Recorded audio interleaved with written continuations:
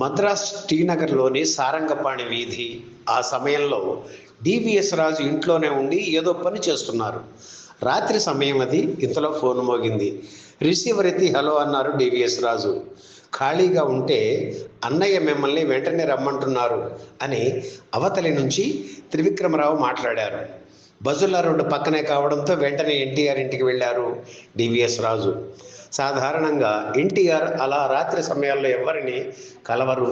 పిలిచారంటే ఏదో ముఖ్యమైన విషయమే అనుకున్నారు డివిఎస్ రాజు. ఎన్టీఆర్ ఆయన తమ్ముడు త్రివిక్రమరావు కూర్చుని మాట్లాడుకుంటున్నారు. డివిఎస్ రాజును చూడగానే నవ్వుతూ స్వాగతం పలికారు ఎన్టీఆర్. ఆయన కూర్చున్న తర్వాత సూటిగా అసలు విషయానికి వస్తూ, నేను కాలేజీలో చదువుకుంటున్నప్పుడు నేషనల్ ఆర్ట్ థియేటర్స్ అనే సంస్థ పేరుతో నాటకాలు వేసేవాడిని. నాతో పాటు జగ్గయ్య, అట్లూరి పునరీకాక్షయ్య కూడా నటించేవారు. ఇంతకుముందు పిచ్చి పుల్లయ్య చిత్రాన్ని నేషనల్ ఆర్ట్స్ బ్యానర్పై తీశాం. ఇప్పుడు మా నాటక సంస్థ నేషనల్ ఆర్ట్ థియేటర్ పేరు మీద తమ్ముడు సారథ్యంలో సినిమాలు తీయాలనుకుంటున్నాను. ఇందులో చాలామంది మిత్రులు భాగస్థులుగా ఉంటామంటూ ముందుకు వస్తున్నారు. మా సోదరులకు వ్యక్తిత్వం ముఖ్యం, కానీ డబ్బు కాదు. మీ పద్ధతి, నిజాయితీ మాకు నచ్చాయి. కాబట్టి మా సంస్థ భాగస్థులుగా చేరి తమ్ముడికి అండగా ఉంటే సంతోషిస్తాం అన్నారు ఎన్టీఆర్.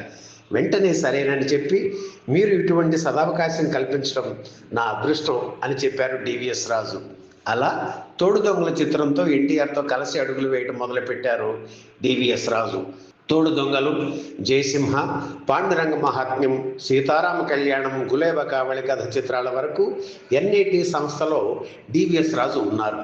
1962లో అనుకోని కొన్ని పరిస్థితుల్లో నిర్మాణ రంగంలో అడుగుపెట్టారు డివిఎస్ రాజు. 1958లో హిందీలో విజయవంతమైన చిరాగు కహా చిత్రం రీమేక్ రైట్స్ కొంతమంది మిత్రులతో కలిసి తీసుకున్నారు. తాతినేని ప్రకాశ్రావు దర్శకత్వంలో అక్కినేని సావిత్రి జంటగా మా బాబు పేరుతో ఆ సినిమా తీశారు. 1961లో విడుదలైన ఆ చిత్రం పెద్దగా ఆడలేదు. ఆ తర్వాత ఎన్టీఆర్ ప్రోత్సాహంతో సొంతంగా డివిఎస్ ప్రొడక్షన్స్ సంస్థను నెలకొల్పారు. ఎన్టీఆర్ డేట్స్ ఇచ్చారు. కథ ఇంకా అనుకోలేదు. ఎలాంటి సినిమా తీద్దామని అనుకుంటున్నారు అని అడిగారు త్రివిక్రమరావు. జానపదాలు చిత్ర పరిశ్రమను ఏలుతున్న రోజులవి, అందుకే జానపదమే తీయాలి. ఎన్టీఆర్తో ఫోక్లోర్ ఫిలిం తీసే నిర్మాతగా నేను సెటిల్ అయిపోతాను అని చెప్పారు డివిఎస్ రాజు. అప్పటికే ఎన్టీఆర్, జానపద బ్రహ్మ విఠలాచార్య కాంబినేషన్లో వచ్చిన బందిపోటు, అగ్గిపిడుగు చిత్రాలు సూపర్ హిట్ కావడంతో దర్శకుడిగా విఠలాచార్యను పెట్టుకోమని సలహా ఇచ్చారు త్రివిక్రమరావు. వెంటనే విఠలాచార్యను కలిశారు డివిఎస్ రాజు. ఆయన ఓకే అన్నారు. ఇక అప్పుడు కథ గురించి అన్వేషణ మొదలైంది. అంతకుముందు ఎన్టీఆర్తో తను తీసిన 2 సినిమాలు మించి ఈ సినిమా ఉండాలని విఠలాచార్య ఆలోచన. 1964లో డివిఎస్ ప్రొడక్షన్స్ సంస్థ ప్రారంభమైంది. రాజుగారి ఇలవేలుపు సూర్యభగవానుడు. సప్తాశ్వాలపై సూర్యుడు లోక సంచారానికి బయలుదేరిన దృశ్యాన్ని తన బ్యానర్ లోగోగా నిర్ణయించుకున్నారు. ఎన్టీఆర్ తొలిసారిగా ద్విపాత్రాభినయం చేసిన రాముడు భీముడు సినిమా అప్పుడే విడుదలైంది. తన సినిమాలో కూడా ఎన్టీఆర్తో ద్విపాత్రాభినయం చేయాలని అనుకున్నారు రాజుగారు. రకరకాల కథలు వెతుకుతున్నారు.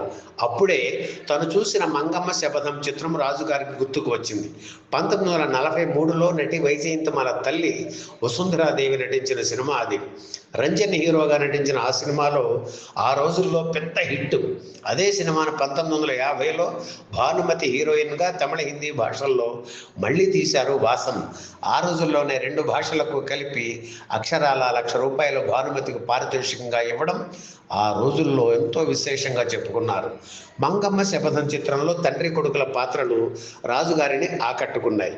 ఆ పాత్రలు ఎన్టీఆర్ పోషిస్తే వైవిధ్యంగా ఉంటుందని అనిపించింది. ఎన్టీఆర్ కూడా సరేనన్నారు. జూనియర్ సముద్రాలతో స్క్రిప్ట్ తయారు చేయించారు. కథలో కీలక పాత్ర మంగమ్మ. ఎవరైనా సీనియర్ నటిని ఆ పాత్రకు తీసుకుంటే బాగుంటుందని శ్రేయోభిలాషులు రాజుగారికి సలహా ఇచ్చారు. అది ఆయనకు నచ్చలేదు. ఎందుకంటే ఎన్టీఆర్ పోషించేది తండ్రి కొడుకుల పాత్రలు. అంటే కథానాయక మంగమ్మ తొలి భాగంలో ఆయన సరసన నాయికగా, 2వ భాగంలో తల్లిగా నటించాలి. మరి ఎన్టీఆర్కు తల్లిగా నటించడానికి యువ కథానాయకులు ఎవరు ముందుకు వస్తారు? రాజుగారి దృష్టిలో ఒక కథానాయకులు ఉన్నారు. ఆవిడ మరెవరో కాదు, జమున. ఆత్మగౌరవమే ఆరో ప్రాణంగా బతికే మంగమ్మ పాత్రకు ఆమె 100కి 100 పాళ్ళు సరిపోతారని ఫిక్స్ అయ్యారు డివిఎస్ రాజు గారు. కానీ ఆవిడ ఒప్పుకుంటుందా? తన మనసులో మాట తన సన్నిహితుల దగ్గర అంటే, నీకు మతిగానే పోయిందా, ఎన్టీఆర్కు తెలియక జమున నటిస్తే గొడవలు అయిపోతాయి, జనం ఒప్పుకోరయ్యా, వాళ్ళకంటే ముందు జమున ఒప్పుకోదు అన్నారు. విజయాధినేతల్లో ఒకరైన చక్రపాణి కూడా రామారావు వచ్చి జమునను అమ్మ అని పిలిస్తే జనం గొల్లుమంటారయ్యా, చూసుకో మరి అని హెచ్చరించారు కూడా. అయినా రాజుగారు వెనక్కి తగ్గలేదు. స్టార్ హీరోయిన్గా మంచి పొజిషన్లో ఉన్న జమున మొదట ఈ ప్రపోజల్ విని నివ్వెరపోయిన తరువాత కన్విన్స్ అయ్యి అంగీకరించారు. నందమూరిని ఢీకొట్టే వేషాన్ని ఛాలెంజ్గా తీసుకుని పోషించారు. తన మనస్తత్వానికి బాగా దగ్గరగా ఉన్న మంగమ్మ పాత్రలో జమున చక్కగా ఒదిగిపోయారు. తండ్రి కొడుకులుగా జమున ఎన్టీఆర్ల మధ్య ఎక్కువ సన్నివేశాలు లేకుండా జాగ్రత్త పడ్డారు. ఆసక్తికరమైన విషయం ఏమిటంటే, మంగమ్మ శపథం చిత్రం విడుదలైన సరిగ్గా 5 నెలలకు జమున వివాహం జరగడం. మంగమ్మ శపథం చిత్రంలో మరో కథానాయికగా ఎల్ విజయలక్ష్మి నటించారు. అలాగే ఈ సినిమాలో చెలికత్తె చెంచలగా వాణిశ్రీ నటించారు. అప్పటికే ఆవిడ కన్నడ, తమిళ చిత్రాల్లో హీరోయిన్గా నటిస్తున్నారు. తెలుగులో మాత్రం హాస్య పాత్రలు పోషిస్తున్నారు. తమిళ వెర్షన్ మంగళంలో హీరోయిన్కు అన్నయ్య పాత్ర లేదు. తెలుగులో ఆ పాత్ర సృష్టించి రేలంగితో చేయించారు. బాకా లంగరు టాకా అంటూ ఆయనకి ఓ ఊత పదం పెట్టారు. రేలంగికి జోడీగా గిరిజ నటించారు. చిత్రంలో సేనాధిపతిగా రాజనాల, కొత్వాలుగా రమణారెడ్డి, ఆయన భార్యగా ఛాయాదేవి, కోటలో రాజుగారి కేళీ విలాసాలకు పడుచు పిల్లలను తెచ్చిపెట్టే రత్తాలుగా అల్లు రామలింగయ్య నటించారు.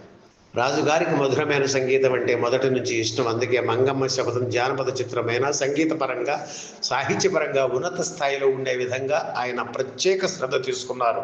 నందమూరి త్రివిక్రమరావు, గీత రచయిత నారాయణ రెడ్డి, సంగీత దర్శకుడు టీవీ రాజు ఈ విషయంలో రాజుగారికి బాగా సహకరించారు. తన తొలి సినిమా కనుక ఒక్క పాటైనా కొడైకెనాల్లో తీయాలని రాజుగారు ముచ్చటపడ్డారు. జమున ఇంట్రడక్షన్ సాంగ్ రివ్వున సాగే రెపరెపలాడే పాటను కొడైకెనాల్లో తీద్దామని ఆయన, ఎందుకు సార్ డబ్బు దండుగా, విజయ గార్డెన్స్లో తీద్దామని విఠలాచార్య అనుకున్నా సరే చివరకు పట్టుబట్టి కొడైకెనాల్ వెళ్ళి ఆ పాట తీయించారు రాజుగారు. అయితే అక్కడి వాతావరణం అనుకూలించకపోవడంతో కొంత అక్కడ, మరికొంత విజయ గార్డెన్స్లో తీయాల్సి వచ్చింది. ఇలా అన్ని హంగులతో తయారైన మంగమ్మ శపథం చిత్రం 1965 మార్చి 6న విడుదలయ్యి ఘన విజయం సాధించింది. ఈ వీడియో మీకు నచ్చితే లైక్ చేయండి, షేర్ చేయండి, వెంటనే సబ్స్క్రైబ్ కూడా చేయండి.